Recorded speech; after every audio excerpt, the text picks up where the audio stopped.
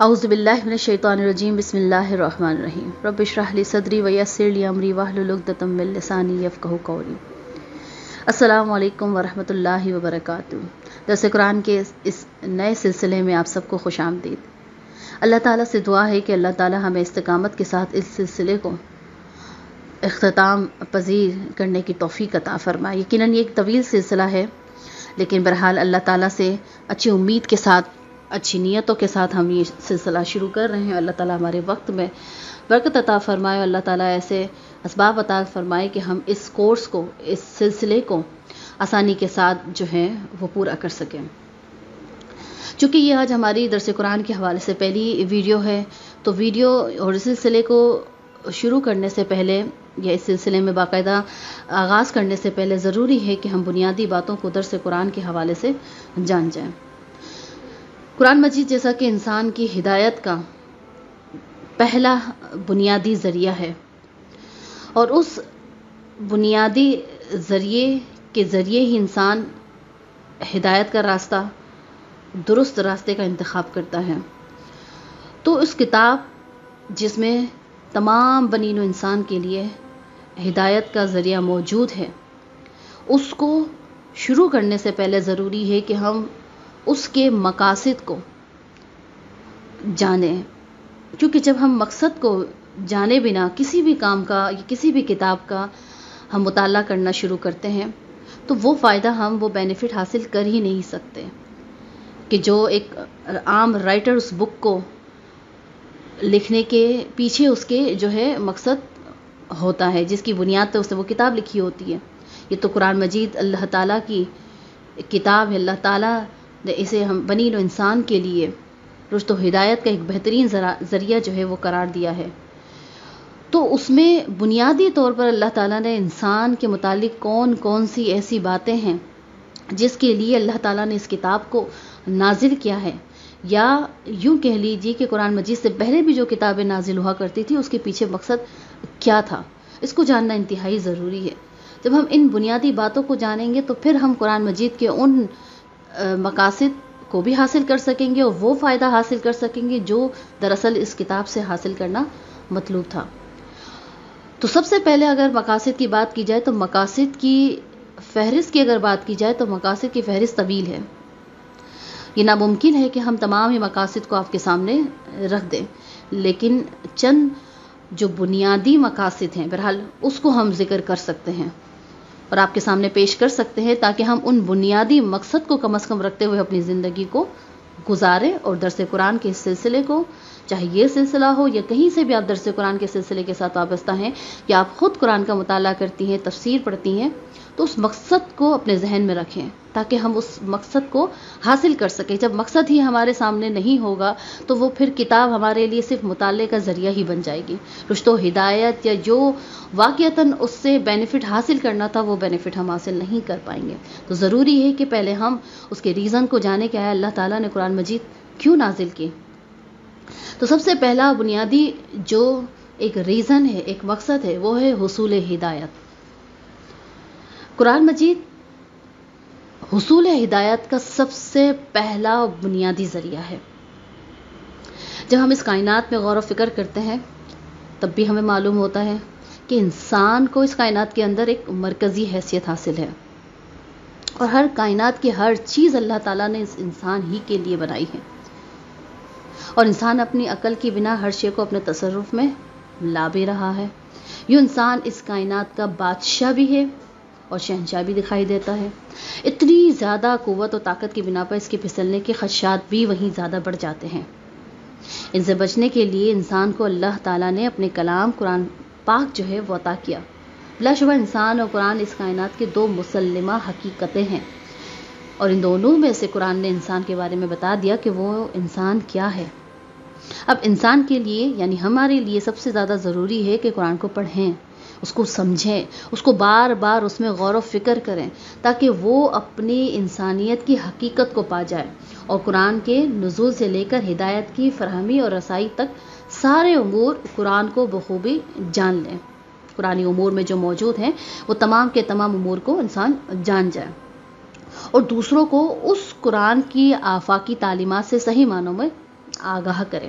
انسان کو بندہ رحمان بننے کے لیے قرآن سے بہتر کوئی چیز رہنمائی نہیں دے سکتی. تو لہٰذا اب ہم قرآن ہی کی طرف رجوع کرتے ہیں کہ یہ کب نازل ہوا اور اس کے نازل کرنے کا مقصد رب کے نزدیک کیا ہے. ہم قرآن مجید ہی کے ذریعے اس کو سمجھنے کی کوشش کرتے ہیں. اللہ تعالیٰ قرآن مجید میں ارشاد فرماتا ہے، سورہ بقرہ کی آیت ہے 185. ترجمہ ہے اس کا، رمضان کا مہینہ یعنی وہ ہے جس میں قرآن اتارا گیا، جو لوگوں کے لیے ہدایت ہے اور جس میں رہنمائی کرنے والی یعنی حق و باطل میں امتیاز کرنے والی واضح نشانیاں موجود ہیں.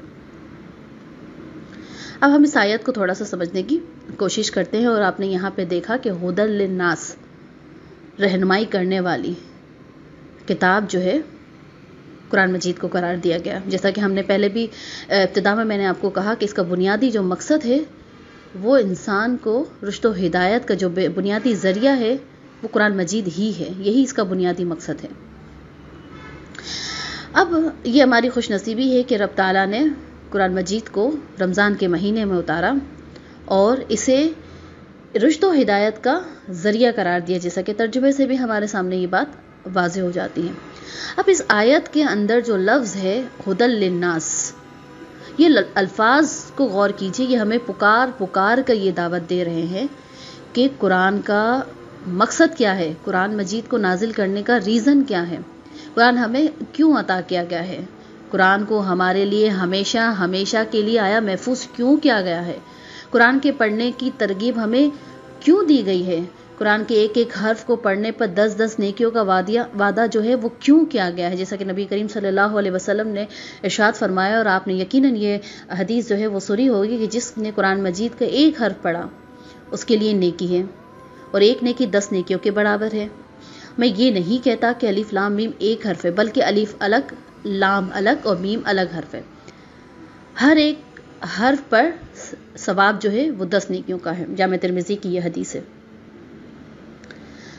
تو آپ سوچیں کہ قرآن کے الفاظ و کلمات کو پڑھنے پر اتنا زیادہ جو ہے اجر و ثواب رب تعالیٰ نے عطا کرنے کا وعدہ کیا، وہ کیوں کیا؟ یعنی انسان کو اتنی ترغیب کیوں دی گئی ہے؟ اب بے شمار آپ احادیث کریمہ دیکھتی ہیں جس میں قرآن مجید پڑھنے کا اس پر رغبت دلائی گئی ہے، اس کی برکتیں جو ہیں وہ بیان کیے گئے ہیں تاکہ انکریج لوگوں کو کیا گیا ہے تاکہ وہ قرآن مجید کو پڑھیں. تو کیا یہ ایسے ہی رغبت دلانے کی کوشش کی گئی ہے؟ نہیں، بلکہ اس کے پیچھے مقصد ہے. وہ کیا مقصد ہے؟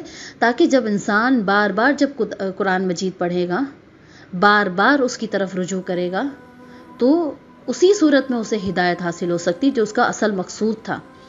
یعنی تاکہ انسان جو ہے اس سے ہدایت حاصل کر سکے. ہدایت کب حاصل ہوگی؟ جب انسان اس کو پڑھتا ہوگا. اور پڑھے گا کب؟ جب اسے موٹیویٹ کیا جائے گا کہ آپ قرآن پڑھو، قرآن پڑھنے کے یہ ثواب ہے، قرآن پڑھنے سے یہ اجر دیا جاتا ہے، قرآن کی برکتیں ہیں. بے شمار احادیث کریمہ میں قرآن مجید کی بہت ساری آیات کی فضیلتیں بیان کی گئی ہیں، بہت ساری آیتوں کے جو ہے برکتیں بیان کی گئی ہیں. تو پیچھے ریزن کہیں نہ کہیں یہی ہے کہ انسان جو ہے وہ اس کتاب کی طرف متوجہ ہو اور اسے پڑھے، اور اسے تا قیامت تک کے لیے ہمارے لیے یعنی اتنے 100 سال گزر جانے کے باوجود بھی ہمارے لیے اسے محفوظ کیا گیا. تو وہ محفوظ کرنے کا ریزن کیا تھا؟ ریزن یہ تھا کہ یہ رشد و ہدایت کا ذریعہ ہے. یہی وہ کتاب ہے جو انسان کو گمراہی سے نجات دے گی، اندھیرے سے اجالے کی طرف لے جانے والی یہی واحد کتاب ہے. جب انسان پڑھے گا، اس پہ غور و فکر کرے گا، اس کے الفاظ کو سمجھے گا، اس کے مفہوم کو سمجھے گا، اپنی زندگیوں میں اس کے آیتوں کو رکھتے ہوئے غور و فکر کرے گا، تو اسے ضرور اللہ تعالیٰ جو ہے ہدایت عطا فرمائیں گے. یہاں تک جو ہم نے قرآن مجید کے نزول کا مقصد جو ہے ہم نے قرآن مجید کی سورہ بقرہ کے ذریعے سمجھنے کی کوشش کی. اب ہم چلتے ہیں اس سے پہلے کی جو اگر کتابوں کو اللہ تعالیٰ نے جو ان کے کتابوں کو نازل کیا تو اس کا بنیادی مقصد جو تھا، یا یوں کہہ لے کہ الہامی کتابوں کے نزول کا مقصد کیا ہوا کرتا تھا، اس کو بھی تھوڑا سا جان لیتے ہیں. اور قرآن مجید ہی کے ریفرنس سے انشاءاللہ ہم اس باتوں کو سمجھنے کی کوشش کریں گے کہ قرآن مجید کی جتنے بھی مقاصد ہیں ہم ان کو قرآن مجید ہی کے ریفرنس سے جانیں. تو گویا اللہ تعالیٰ الہامی کتابوں کے بارے میں، ان کے نزول کے مقاصد کے بارے میں اللہ تعالیٰ قرآن مجید میں ارشاد فرماتا ہے. سورہ بقرہ کی بھی آیت ہمارے سامنے موجود ہے، سورہ مؤمنون کی آیت بھی ہمارے سامنے موجود ہے. یہ آپ اور ہم سبھی جانتے ہیں کہ اللہ تعالیٰ نے جتنی بھی کتابیں انبیاء کرام علیہم الصلوۃ والسلام پر نازل کی اس کا مقصد جو تھا لوگوں کو ہدایت دینا تھا. تو لیکن اگر ریفرنس کے ساتھ اس باتوں کو جان لیتے ہیں تو یہ اور بھی زیادہ بات جو ہے وہ واضح ہو جاتی ہے کہ اللہ تعالیٰ نے اور ساتھ میں اس کتابوں کے مقصد کو بھی اللہ تعالیٰ نے بیان کر دیا ہے. تو اس کا جاننا ہمیں انتہائی ضروری ہے. جیسا کہ اللہ تعالیٰ سورہ بقرہ میں آیت نمبر 53 کے اندر ارشاد فرماتا ہے کہ اور جب ہم نے موسیٰ علیہ السلام کو کتاب اور حق و باطل میں فرق کرنے والا موضع عطا کیا تاکہ تم راہ ہدایت پا جاؤ. سورہ مؤمنون کے الفاظ کیا ہیں؟ اللہ تعالیٰ ارشاد فرماتا ہے، ترجمہ میں آپ کے سامنے رکھ رہی ہوں، اور بے شک ہم نے موسیٰ علیہ السلام کو کتاب عطا فرمائی تاکہ وہ لوگ ہدایت پا جائیں. ٹھیک ہے، تو یہاں پہ دونوں آیتوں کے اندر اگر ہم دیکھتے ہیں تو مفہوم جو ہے وہ دونوں کا سیم ہے. ان دونوں آیتوں کے الفاظ کو اگر ہم دیکھیں، سورہ بقرہ کی آیت نمبر 53 کے جو الفاظ ہے وَإِذْ آتَيْنَا مُوسَى الْكِتَابَ، اور دوسری آیت میں سورہ مؤمنون میں اللہ تعالیٰ ارشاد فرماتا ہے لَقَدْ آتَيْنَا مُوسَى الْكِتَابَ. یہ دونوں جو کلمات ہیں وہ ہمیں اس طرف متوجہ کرتے ہیں کہ رب تعالیٰ نے حضرت موسیٰ علیہ السلام کو کتاب عطا کی. لیکن سوال یہ پیدا ہوتا ہے کہ کتاب اللہ تعالیٰ نے انہیں کیوں کر عطا کی، کس مقصد کے لیے دی؟ اس کتاب اور دیگر کتاب سماوی کے نزول کا مقصد رب کے نزدیک کیا تھا، اور انہی آیات کے آگے کے جو الفاظ ہیں وہ ان کتاب کے نزول کے مقصد کو بھی واضح کر دیتا ہے، جو کہ ہمارا اس وقت جو ہم جس بات کو سمجھنے کی کوشش کر رہے ہیں اس کا آنسر بھی انہی دونوں آیتوں کے اندر موجود ہے. وہ الفاظ کیا ہے؟ جیسے کہ سورہ بقرہ میں اللہ تعالیٰ نے ارشاد فرمایا وَإِذْ آتَيْنَا مُوسَى الْكِتَابَ، اور پھر اس کا مقصد خود ہی اللہ تعالیٰ نے فرما دیا لَعَلَّكُمْ تَهْتَدُونَ، تاکہ تم راہ ہدایت پاؤ، تاکہ تمہیں ہدایت حاصل ہو. اور دوسری جو سورہ مؤمنون ہے اس میں اللہ تعالیٰ نے فرمایا کہ وَلَقَدْ آتَيْنَا مُوسَى الْكِتَابَ، ہم نے حضرت موسیٰ علیہ السلام کو کتاب عطا کی. کیوں عطا کی؟ اس کا جواب رب تعالیٰ نے خود ہی دے دیا، تاکہ تم ہدایت پاؤ. لعلہم یہتدون. تو گویا کتب سماوی اور ہدایت یہ دونوں لازم و ملزوم ہے. یعنی کتاب الہامی جتنی بھی کتاب تھی اس کا بنیادی جو مقصد تھا وہ ہدایت ہی ہوا کرتا تھا.